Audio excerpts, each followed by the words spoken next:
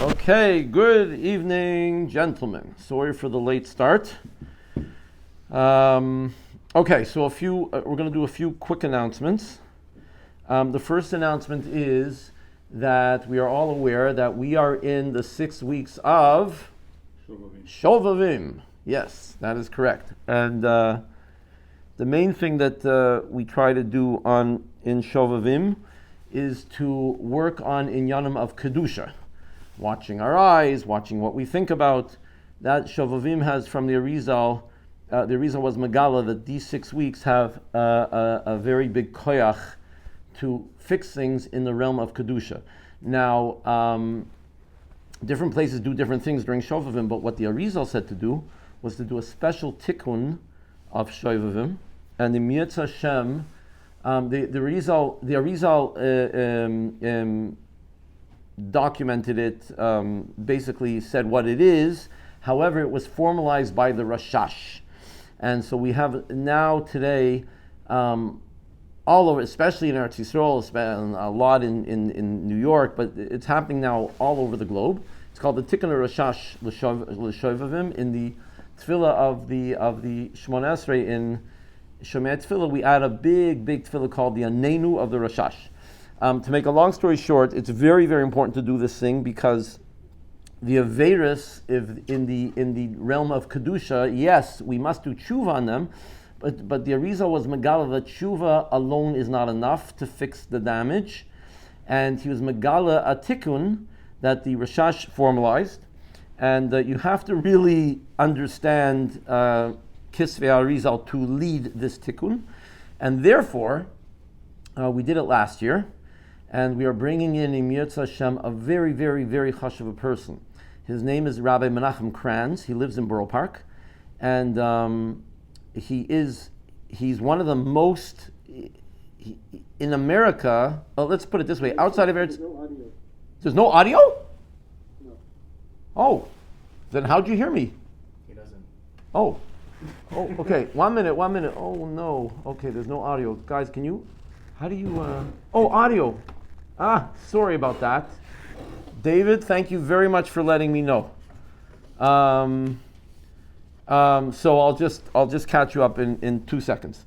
We said it's Shovavim now, and in Shovavim we work on the inyanim of Kedusha, and there's a special tikkun from the Arizal that yes, if chas v'shalom someone thinks about things they shouldn't think about, or looks at something they shouldn't look at, or does even worse, God forbid. So in the weeks of Shovavim, we have a special segula that we're able to fix that. And of course we have to do tshuva, but the Arizal gave us a tikkun, and the Rashash formalized it, and the Mirz Hashem this Sunday, not this Sunday, excuse me, next Sunday, February the 9th, in Mirz Hashem, we are bringing in a very chashuv person. We did it last year. His name is Rabbi Menachem Kranz. He lives in Borough Park. He's been studying Kisvei Arizal since he was 16 years old. I know him from Camp Or Shraga because I was in his bunk in Camp Or Shraga when we were 16 years old. And he could be considered from the most knowledgeable people in Kisvei Arizal outside of Eretz Yisrael. He's a massive Talmud Chacham. He's a Talmud Chacham in Nigla, also in Gemara, etc., Halacha, Poskim. But Kabbalah is his thing. So we're bringing him in Mirz Hashem this Sunday, Sunday, February the 9th, in Mirz Hashem. Everybody, if you can make it, you should please make it. It's a long mincha, because and then we take out a Sefer Torah. If in Mirz Hashem there'll be 10 people fasting, we're going to take out a Sefer Torah and we're going to read Vayechal. And it's a very, very interesting thing. I encourage everybody to come. That's number one. That's first. Number one. Okay. Number two. I started giving a new shiur on the telephone with a certain individual, and that is a shiur in the Torah of Harav Yisrael Saruk. And Rav Yisrael Saruk is a Talmud of the Arizal, but he was Megala a lot of Torah that Rav Chaim Vital did not record. So to make a long story short, this is a whole inyan, I don't know how to say it. This is a whole department in Kisvei Arizal that most people don't know about and don't go into. And I'm going to start, again, this is just a shir I do with somebody on the phone, but it's recorded, and I'm going to start post. As a matter of fact, I think I did already post it to the Panemius Toronto WhatsApp group. Okay? So you'll know what that is. If somebody, I hope you'll like it. And if anyone is not on the Panemius Toronto group, a WhatsApp group, wants to be on, please reach out to me. I'll put you on, and you can have access to that shir on the group. Everyone knows that all my shurim, also these shurim, Sifsei Chein Plus, also end up on that group posted. That was the second announcement. Third announcement is I recently found. My brother sent me, there's a Chabad Shaliach somewhere in Florida. And I didn't even find out his name. I might know his name because I asked around who is this, and someone gave me a name. They believe it's him. He gives fantastic shiurim there on YouTube on amazing topics. Like, for instance, he has a shiur on Shabsai Tzvi and Nathan of Gaza, and who was his prophet. Fascinating shurim. And also, there's a sefer called Chemdas Yomim, a very, very famous sefer. And we have a lot of things that we do. Every year we do, it's brought down, the source of it is Sefer Chemdas Yomim, including, for instance, to say L'David Hashem Oiri on Elul. That pasuk, right, after everyone says after Shachar, some people say after Mincha, some people say after Marav. The source of that is Sefer Chemdas Yomim. Not Hayomim, but Chemdas Yomim. And not only that, but there's people that do a Tu B'Shvat Seder. Guess what? The source is from Sefer Chemdas Yomim. And I think the tefillah that ladies say when they bench lecht, when they light the Shabbos candles, the tefillah is from, I believe, from there also. And there's many, many, many things. There's a procedure. If a person doesn't have a mikvah, how to wash her hands 40 times, and it acts as a mikvah. What's the source of it? Sefer Chemdas Yomim. Anyway, he has a whole shir on that, and he has another shir on Shlomo Malcho and Asara Harugei Malchus, another shir on the dangers of practical Kabbalah. Fantastic shiurim, really. He's really excellent. And I did post also on the Panemius Toronto group. So if you want to see fantastic shurim, I highly recommend them. Excuse me. Okay. Tonight, sorry? Yeah. It's the Chabad Shaliach's name. I can't hear you. The Chabad Shaliach you were just speaking of, what's his name? Oh, so I'm not sure what his name is. I posted it on a group, on the Breslov group, Rabbi Yaakov Klein's group, and I asked, does anyone know who this is? And so someone told me a name that it's probably right, but I don't remember. It's a funny long name, starts with a Z. Anyway, in Yetzer Hashem, maybe next, if in order for me to get that name, I'd have to access my phone, and the phone is recording me right now. So I can't access it. So if you reach out to me later, at a different time, or WhatsApp me, I'll try to get you the name. Okay, today is a big Yortzeit. Does anybody know who? I was saying to the group like before, it's very interesting that a lot of big Yortzeits this year are coming out on Thursday night. So it gives us an opportunity to speak about those tzaddikim. So listen, it's not, you cannot say that speaking about tzaddikim is pure Torah. You can't say that because Torah is Torah and everything else is Maises, stories. However, by Hasidim, it was a big avoida to talk about tzaddikim, and especially on the Yortzeit of the tzaddik, and to light a candle in his merit, and if you were in the place where he's buried, to go to the kever of the tzaddik. And Rav Nachman actually says, from Breslov, that to talk about tzaddikim brings down massive hashpoas, and if a person needs a Yeshua, he should talk about tzaddikim. It brings down Yeshuas. That's what Rav Nachman says. So I want to speak a little bit about the Yortzeit tonight. Nobody knows who it is? Okay. So I'll give you a hint. Everyone heard of the Rebbe Melech, yes? Elimelech from Lezhensk. Tonight is the yortzeit of his brother. Does anyone know who that was? No, you don't know. Wow. Okay. His brother was the Rebbe Zusha. Or by Chassidim, he's called the Rebbe Zisha from Annapolis. Right? You guys know, you heard about it. You heard about it. Okay, so I have to, if you don't mind, I have to speak about him a little bit. He was massive. When did he live? So he actually passed away in the year 1800. Okay, so that's all. He passed away already 225 years ago. Who did he learn by? Who was he a Talmud of? He was a Talmud of the Rebbe of Shmelke. The Rebbe of Shmelke was an expert. The Rebbe of Shmelke was a Talmud of the Rebbe Ber, the Mizritcher Magid. The Rebbe of Shmelke was a chaper. His goal was to go out and find the biggest Talmidei Chachamim and biggest Mekubalim and grab them and bring them to the Rebbe Ber and convert them to Chassidus. And he did it very, very well. And I believe that the Rebbe of Shmelke was chapped by, the Rebbe of Zisha was chapped by the Rebbe of Shmelke, and then the Rebbe of Zisha brought in his brother. So the whole famous, the Rebbe of Melech from Lezhensk, Elimelech from Lezhensk, he's only became what he was because his brother brought him in. There's different opinions on who was older, but what I saw, I think most places I saw that actually the Rebbe of Zisha was older than the Rebbe Melech, even though the Rebbe Melech passed away first. That's what I've seen.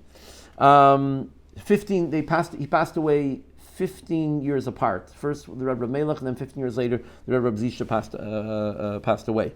I just want to say a few things about this massive tzaddik. The first thing I want to say is that actually there's an excellent book, and I highly recommend it. The book is called The Great Magid. Okay, this is a Chabad book, and because Chabad, the Alter Rebbe, the first Lubavitcher Rebbe, was a Talmud and possibly the greatest Talmud of the Rebbe Ber, the Mizritcher Magid.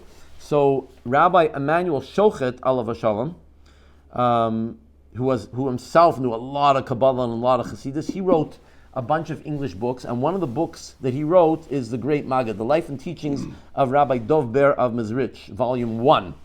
I don't think there's a Volume 2, by the way. But anyway, he says a bunch of amazing things in this book. I highly recommend the book.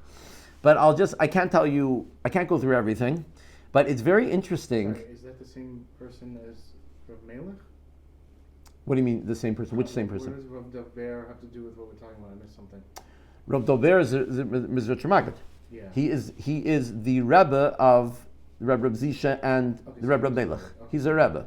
Even though they probably both learned, the Rebbe Zisha for sure learned first by the Rebbe Shmelke.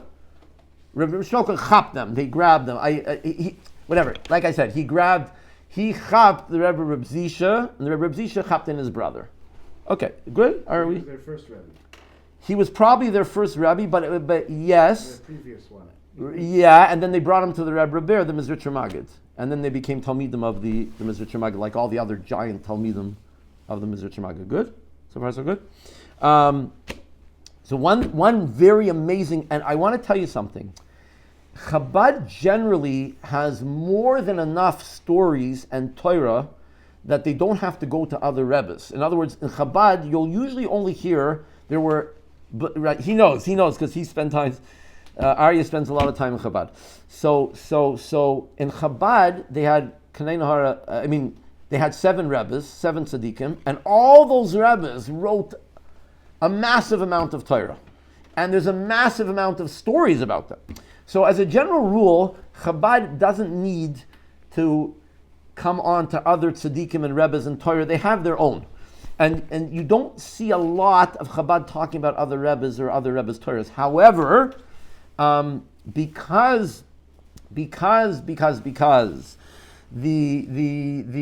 Rebbe Zisha was so close in the group together with the Rebbe Ber and the Balatanya, so you have in Chabad a lot of stories and information about the Rebbe Zisha. So in this book, it says an amazing thing. It says like this, listen to this. It says that when the Rebbe Bear would say shir, first of all, the Rebbe Bear had the whole thing is a beautiful book. He had a bad leg, so he walked with what do you call it? Not a cane, but a crutch, thank you. And he writes there that the Talmidim, he was going to give shir, the Talmidim used to come to the Beis Medrash, and they heard, the way they heard him walk, he had a funny walk, because he had the bang that they heard when they started hearing that crutch banging on the ground, they all started shaking, and then the Rebbe Bear would come in, and he'd start saying Torah, and they said, this is what they said. They said the Torah he was saying was such high Torah. It was coming from such a high place, and there was such high electricity in the room that nobody was able, kimat, to last till the end of the shir. In other words, what was happening was he would start saying shir, and one by one, and these were great people, these were massive tzaddikim, talmidei chachamim, mekubalim. As the shir went on, one person would say, I can't anymore, I can't. And he'd leave. And then another guy would leave. And by the end of the shir, there was only one person left. And it was always the same person. Who was it? It was the Rebbe Zisha. He was always the last one. Now, he used to sit there by the shir like this with his eyes closed.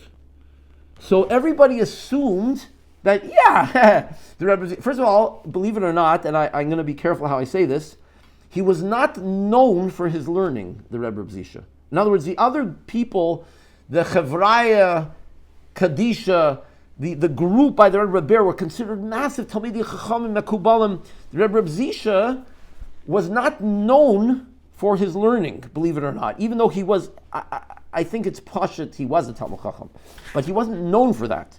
So everyone figured, sure, the Rebbe Zisha can stay in the room because he's just sleeping anyway. And he doesn't understand anything anyway. So that's why he lasts till the end. They asked him about the shir. He repeated the shir, every single word of the shir. So that tells you a little bit about who the Rebbe Zisha was. The Rebbe Zisha and his brother, the Rebbe Melech, first of all, these two brothers are probably the most famous tzaddikim that were brothers that we have. Bechlal. Sometimes you have someone who's a tzaddik and his brother's also a tzaddik, but these two are, you also have, actually the Rebbe Shmelka had a brother, the Haflah. They were also massive tzaddikim together, but there's no bigger a pair of tzaddikim famous than the Rebbe Zisha and, to my knowledge, and the Rebbe Zisha and Rebbe Melech.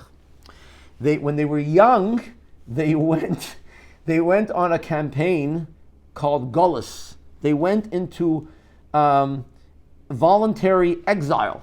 What does that mean? If I understand it correctly, why? For their aveirus. They had to be mechaper on their aveirus. They would wander for a period of, I think, 3 years. They would wander from town to town, and they would not sleep in the same place. Every night they had to sleep in a different place. That was what they took upon themselves. And famous, many stories about the two of them wandering throughout Europe, and fascinating stories. They used to play this game that in each city they went, they used to switch. One city, the Rebbe Melech would be the Rebbe, and the Rebbe Zisha would be his Gabbai, and then they'd go to different cities and they'd switch roles. And there's many mices of this that they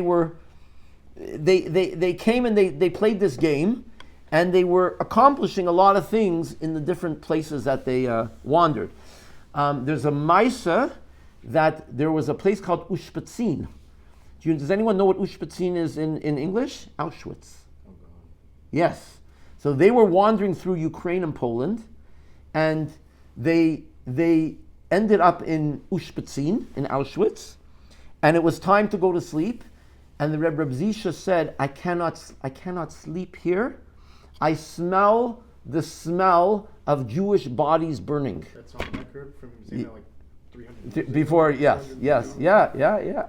That's the Maisa. That's the Maisa. You couldn't sleep there. Yeah. So there's many Maisas of them wandering around. When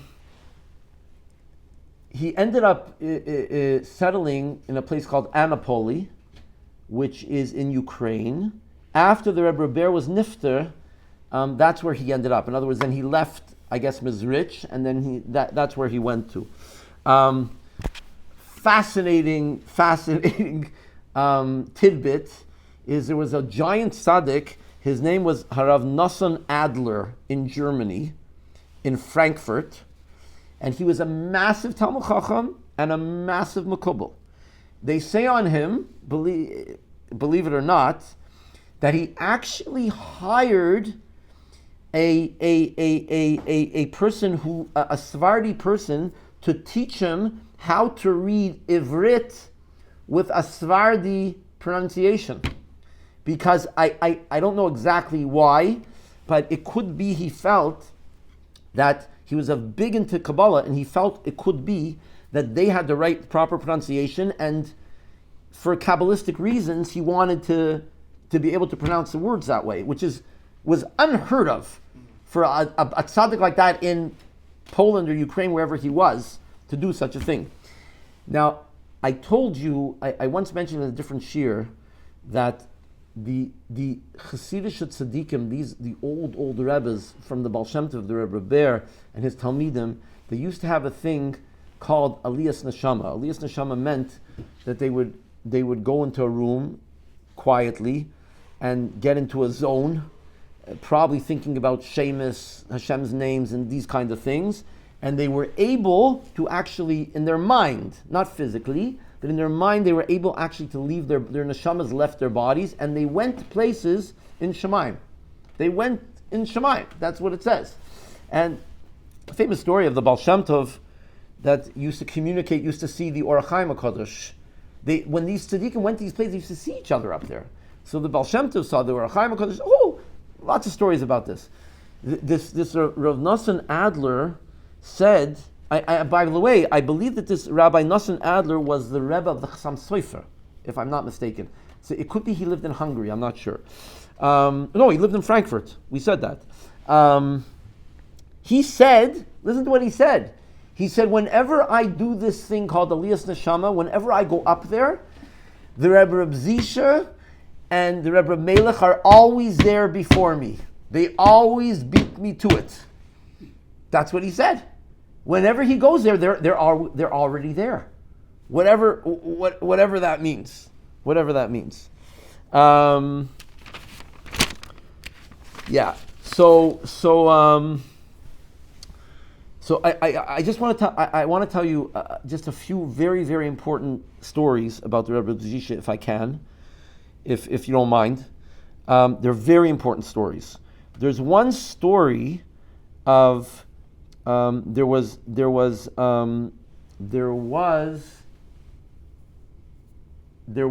members of a family that the father passed away, and the father was I think it was more than one child. For sure one child, but it might have been more than one child, kept having reoccurring dreams of their father who passed away coming back to them and telling them, you must baptize yourself. Baptize yourself. Okay? So that's a pretty spooky dream. And it's a reoccurring dream, which makes it even spookier. And we have a rule that a reoccurring dream should not be ignored. Yes, 100%. It's not, dreams are, it's mad, dreams. But if it's a reoccurring dream, it means you should probably take notice. They went to the Gra, to the Vilna Gaon, and to ask, what do we do about this? So the Gra told them, I don't have any eitzah for you. I don't know what to tell you. They went, they were very bothered by this. They ended up going to the Rebbe Zisha, and the Rebbe Zisha says, I will tell you what to do. You should go to your father's grave. You should dig him up. Listen to this. You should open the box, and you're going to find that there is a cross on his heart, on his chest. Remove the cross and everything will stop. Now, how did that happen? So, it seems that when at least in that place, when somebody would pass away, because the Christians were in charge, or the Galach, the priest was in charge, they made sure that every Jewish burial, they put a cross on the person's heart, and that's how he was buried. That seems to be what was going on. They dug him up, and it was like this, and they removed the cross and they reburied him, and the dream stopped.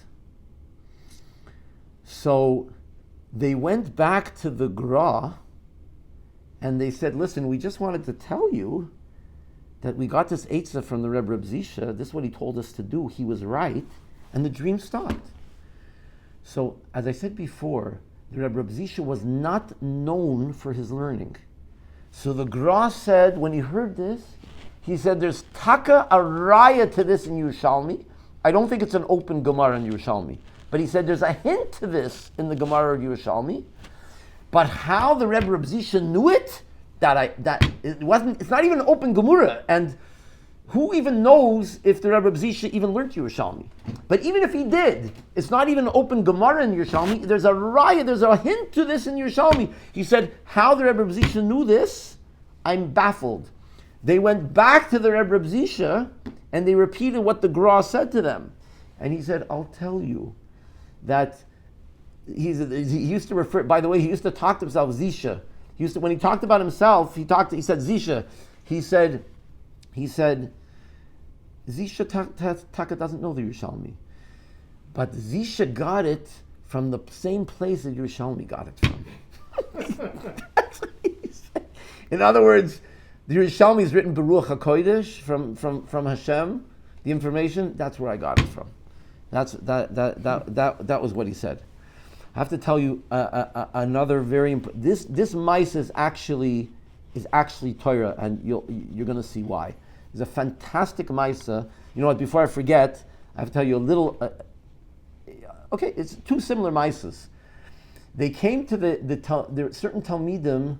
They asked the Rebbe Ber, the Mezritcher Magid, what does it mean when it says, we have a Chazal that says, "Keshem shemevarchem al hatov, kach mevarchem al hara." The same way that we bless Hashem when something good happens, we have to bless Hashem when chas v'shalom something bad happens. Okay, the same way. So people learn that with the same enthusiasm that you bless Hashem for something good. The same thing when chas v'shalom something bad happens. They came to the Rebbe Ber and they asked him, "How could it be such a thing? How can you do that? How does that work exactly?" So he said to them, "If you want the answer to this question, go to my Talmud, the Rebbe Zisha." So they went to the Rebbe Zisha, and when they came to his house, the Rebbe Zisha was extremely, extremely poor. So poor that his wife demanded a divorce because she couldn't handle the poverty. I don't know in the end if he divorced her or not. But the Rebbe Zisha was known for his poverty. And I believe his house only had one room. And they came to the Rebbe Zisha's house. The house was like totally falling apart. The house, the roof. They knocked on the door. He answered the door. He was dressed in, his clothing was totally tatters. They came into the house. There was no furniture in the house. Kimat. Maybe a chair, a table, almost nothing in that house. Like a bare house. And he said, "How can I help you?" And they said, "Well, we had this question that we asked Rebbe Ber,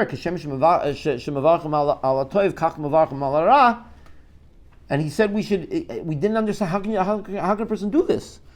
So he sent us to you. He said, you have the answer." So he says, the Rebbe Ber sent you to me for the answer to this question?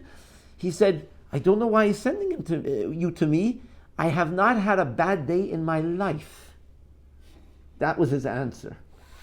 So, and this Maisa, this amazing Maisa, is related to the next Maisa I'm going to tell you, and then we'll basically move on. Because the Rebbe Melech and the Rebbe Zisha were wandering around, so they came to a new town one evening, and in that town there happened to be a curfew. Maybe because there was some, I don't know exactly the reason. Sometimes if there was a war going on, or the enemy was around, there were curfews. I don't know exactly why. There was a curfew, and they came in, and they needed a place to sleep. They didn't have a place to sleep. So they were wandering around trying to find a place to sleep, and the police approached them, and they said, it's after the curfew. You're not supposed to be wandering in the street. So they said, well, we're just looking for a place to sleep. There's no excuse. I'm arresting you. So he took them to prison. And they threw them into a cell with a bunch of goyim. And the way that those prisons worked was you're basically in a pretty bare room. And in the middle of the room, there was a pot. And that was the pot that if a person had to relieve himself, he used the pot. That's what it looked like. Now, you can imagine that the cell did not smell very nice because of that pot.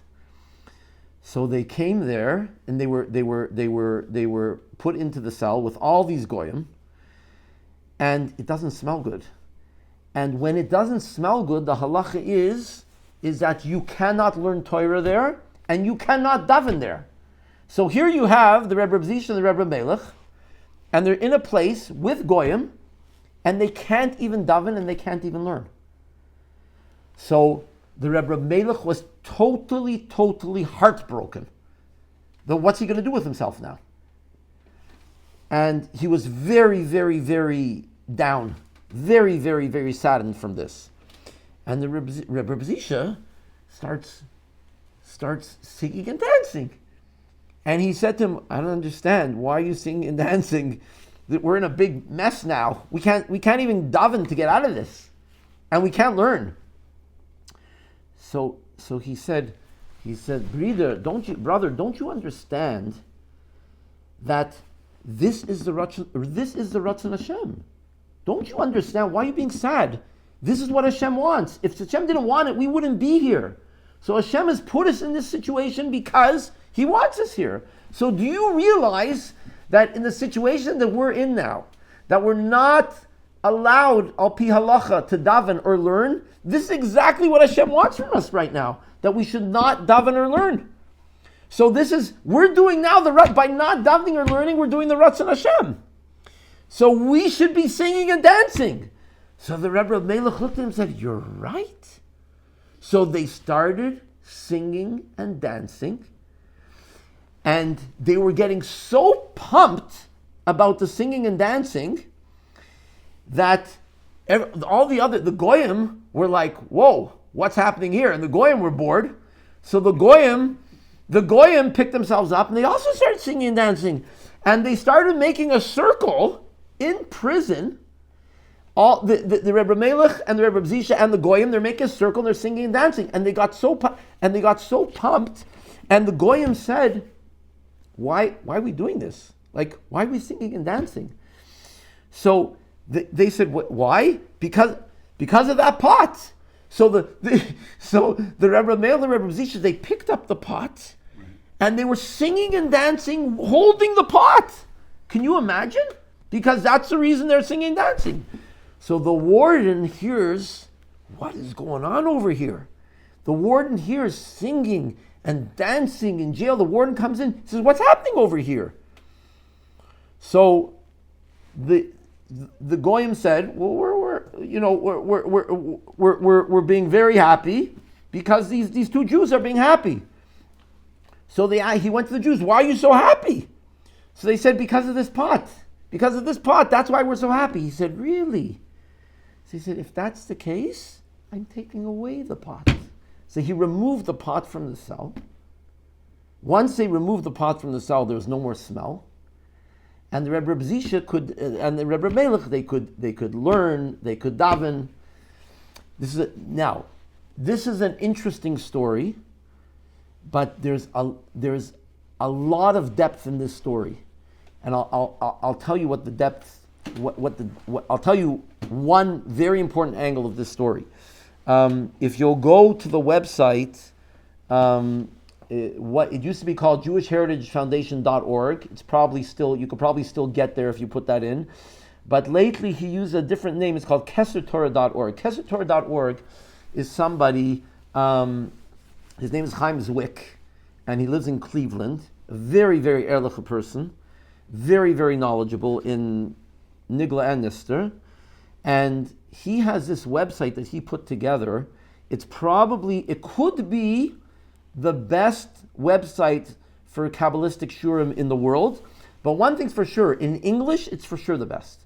There's no collection. He doesn't not just have one or two Magidei Shurim. He has many, many, many Magidei Shurim, giving Shurim in Kabbalah in English, with a lot of Nigla also. There's other Shurim there also. The whole Likutei Maran you can get through there in English. Lots of Chassidish Svarim, Kabbalah Svarim, lots of Shurim in English. A major contributor to that website is somebody, Rabbi Ephraim Goldstein, Shlita.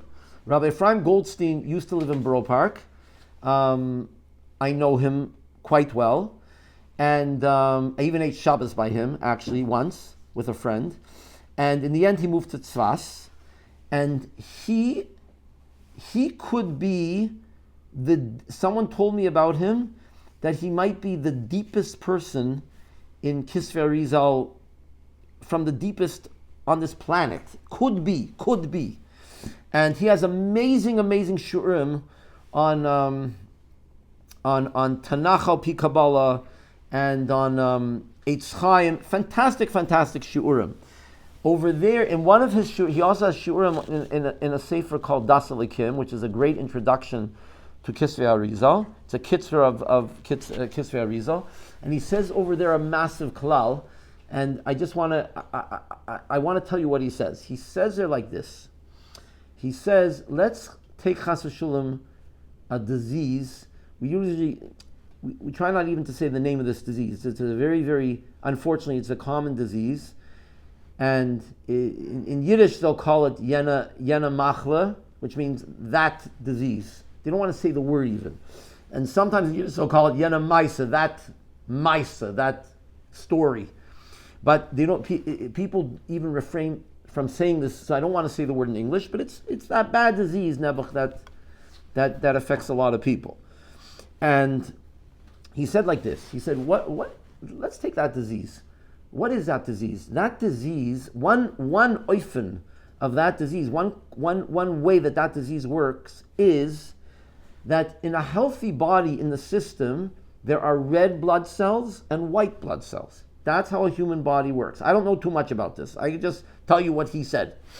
And in a healthy body, the red blood cells and the white blood cells, they get along, and everything goes through the body, everything circulates, and they're in the blood, and the blood circulates, and everything's fine. When is there a problem, chas v'shulam? When the white blood cells start taking over the red blood cells, this is a problem. And this is one oifen of that disease. And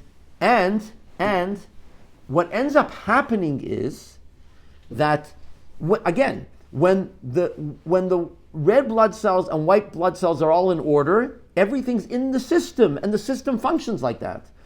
But chas v'sholem, if the white blood cells start taking over more of the red blood cells and they start growing, this becomes chas v'sholem a disease.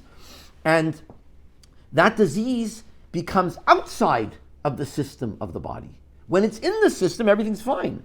When it's outside, that's the problem. That's when it becomes a disease. And the goal in fighting that disease is to minimize those white blood cells and bring them back into the system. If they can go back into the system, then everything's fine.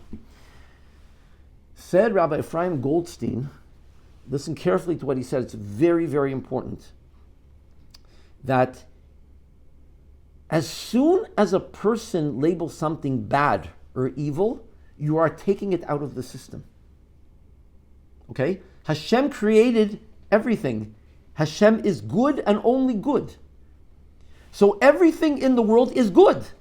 Everything is good.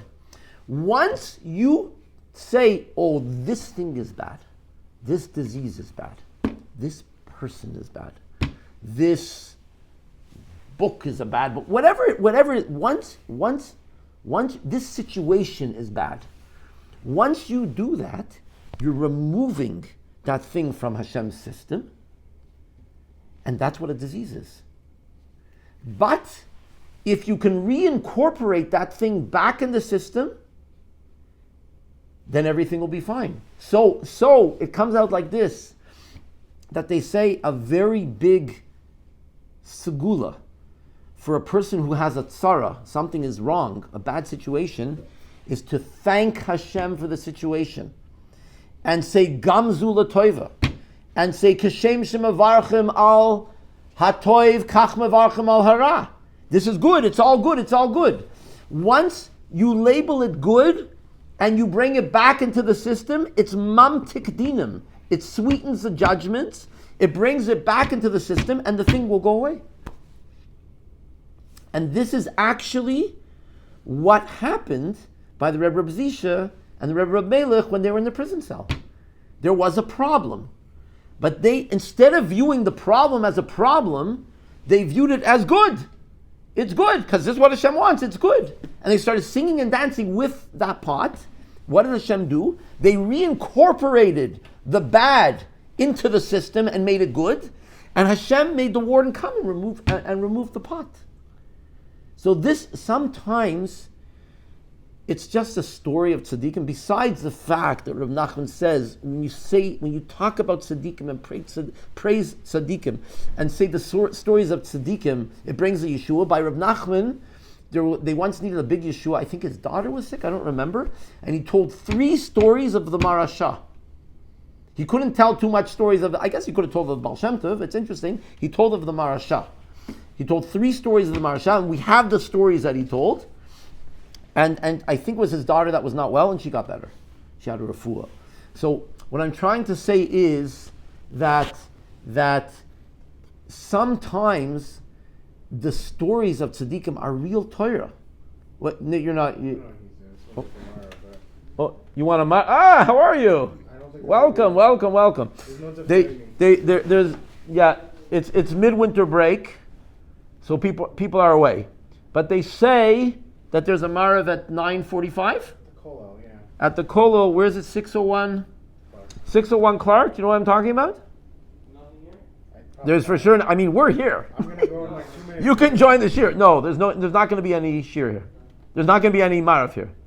We're actually all, you're also, you're going at 9:45? Yeah. So, and what time are we in now? We're at 9:30. We're at 9:30, okay. So we'll see you there if you want to go. When is Bitterman? Also 9:45? Bitterman closer? Not Dafka. Okay, 6. Okay, fine. Okay, sorry. Okay, so we gotta wrap up soon. We gotta wrap up. I wanna. I'm sorry we didn't get to Sifsei Chein today. I hope no one's upset at me, but the Chas v'shalom. But I just that was good. Yeah, Michal, you're on the ball. One second, hang on. Don't go away yet. I want to end with one thing, an amazing thing. From this book, from the book of Rabbi Emanuel Shochet, Zecher Tzadik V'Kadosh Livracha. He writes here that Avram HaMalach, the Rebbe Ber, the Mezritcher Magid, had a very big tzaddik of a son. His name was Avram, and they called him Avram HaMalach. Okay, and Avram HaMalach writes what was going on when his father passed away, and you got to hear this. This is really cool. Maybe I shouldn't say cool. Interesting. This is what he writes.